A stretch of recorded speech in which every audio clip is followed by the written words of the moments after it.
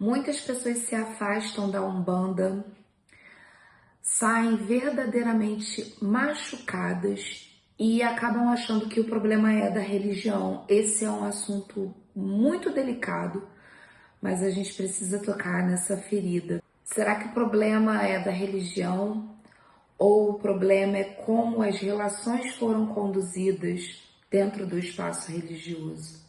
Olá, eu sou a Mãe Jana e esse é o Umbanda Fora da Caixa, um canal onde a gente entende que sabedoria de terreiro também é para ser vivida fora do terreiro.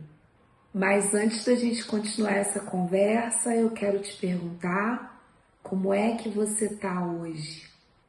Pausa, respira, se olha por dentro, porque é de dentro que a nossa fé se constrói. A Umbanda é uma religião acolhedora, extremamente acolhedora. Ela tem por um dos seus objetivos consolar, acolher, mas nem sempre é assim, né, gente? Porque, como toda religião feita de pessoas, feita de humanos, ela não é perfeita. Um terreiro é feito de pessoas, as pessoas têm limites, as pessoas erram, as pessoas falham, as pessoas têm história, têm feridas. Muitas das vezes essas feridas mal trabalhadas acabam trazendo os seus reflexos dentro das relações no terreiro. Precisamos abrir a nossa mente. Espiritualidade não elimina humanidade. Quando a gente chega dentro de um terreiro, a gente chega precisando de ajuda espiritual, precisando de apoio emocional, e muitas das vezes uma coisa acaba se confundindo com a outra. E por que não a gente não pode interligar uma coisa na outra? Já que as nossas bases são três. Nós somos seres físicos, mentais e espirituais. A gente não pode cuidar do nosso espiritual sem cuidar da nossa mente. São coisas integradas.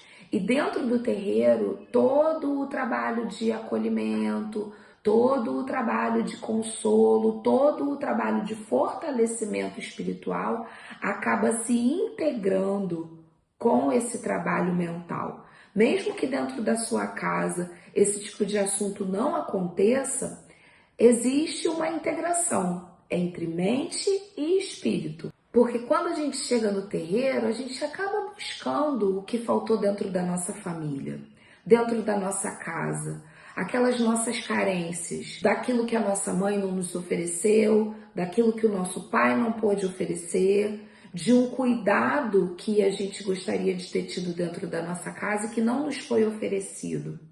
A gente acaba refletindo essa carência dentro do terreiro. Dentro do ambiente religioso, acaba se revelando também a nossa vontade de querer ser visto, de querer ser aceito, de querer pertencer àquela comunidade.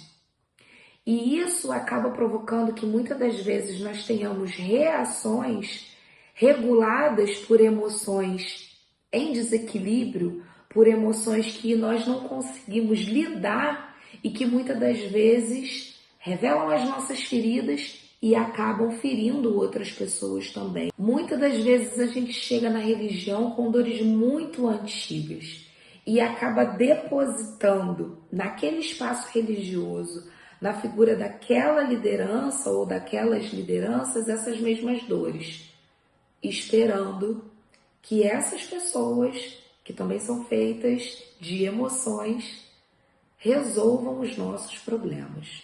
A gente espera que o nosso pai, que a nossa mãe, dê solução para os nossos problemas, que os nossos guias resolvam os nossos problemas, e é aí que tudo acaba se misturando, expectativas em excesso são criadas e grandes problemas podem estar à vista.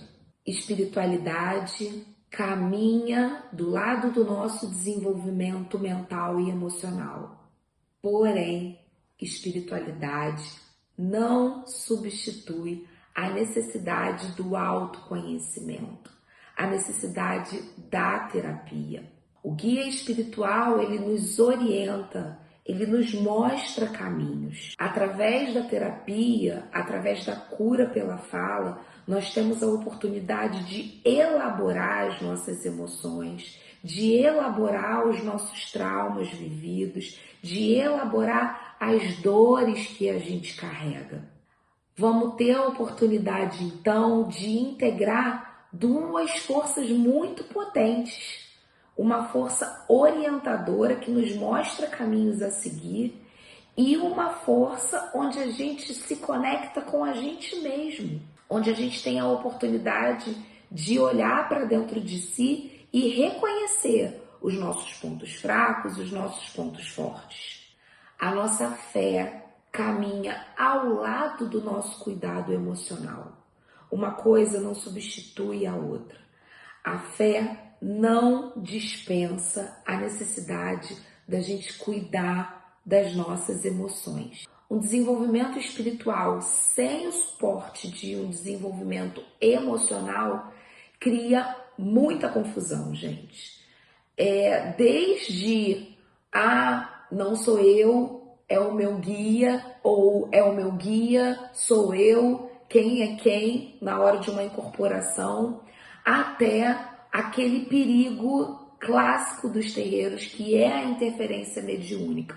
Quando você coloca as suas emoções, o seu ego, acima das vontades, acima da própria palavra da entidade. Isso é extremamente comum de acontecer dentro dos terreiros. Eu não quero normalizar isso aqui, porque isso é uma praga dentro dos terreiros, mas infelizmente é muito comum de acontecer.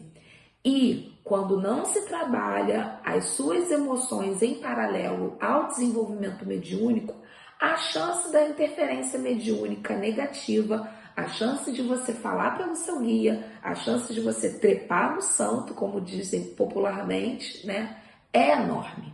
E aí é o nome da Umbanda sendo manchado, é o nome da sua entidade sendo manchado, é o nome de toda uma estrutura que deveria servir para acolhimento, para consolo, sendo colocado na lama. A Umbanda não machuca. As relações mal elaboradas dentro da Umbanda, sim, machucam. O excesso de expectativa, a falta de equilíbrio emocional, isso sim cria relações que podem machucar e muito. Mãe Jana, e como continuar depois dos traumas, depois das dores, depois dos abusos de poder? Como continuar dentro dessa religião sem perder a minha fé? Aqui entra a maturidade. Primeiro lugar, colocando limites nas relações dentro do terreiro, colocando limites nas relações com o seu pai de santo, com sua mãe de santo, com os seus mais velhos, se colocando com respeito, com maturidade, mas se colocando. Todas as nossas relações precisam ser reguladas por limites claros, respeitosos, mas claros. Em segundo lugar, buscar uma terapia para você aprender a lidar com as suas próprias emoções, para você não deixar que os seus traumas, que as suas dores extravasem para dentro do ambiente, para dentro das relações religiosas. Terceiro ponto, diferenciar aquilo que é espiritual daquilo que é humano. Pai de santo, mãe de santo não é Deus. Pai de santo, mãe de santo é ser humano, falho, errante, assim como você também é. Quarto ponto, parar de idealizar. Parar de transformar o seu pai de santo, sua mãe de santo, o seu guia, o seu irmão mais velho, o seu padrinho, a sua madrinha, num unicórnio. Para com isso, para de criar expectativa. Percebe que aquelas pessoas são humanas, com problemas como os seus. E por último, não abandonar a consciência. Por que você está ali dentro daquele espaço? Para ser reconhecido, para ser valorizado ou para aprender a cuidar da sua espiritualidade? Maturidade espiritual não significa que você não vai se machucar. Significa que você vai se machucar, mas você vai levantar. Você vai aprender a cair e levantar e se fortalecer cada vez mais. E para a gente finalizar essa conversa, se a sua fé já te machucou, entenda. Não foi exatamente a fé, a religião que machucou, mas esses relacionamentos, muitas das vezes atravessados por carência, por inveja, por ciúme, por sentimentos humanos. E aí, meu irmão, minha irmã, talvez não seja a hora de abandonar a espiritualidade, talvez não seja a hora de abandonar a Umbanda, e talvez nem seja a hora de abandonar a sua casa, o seu terreiro.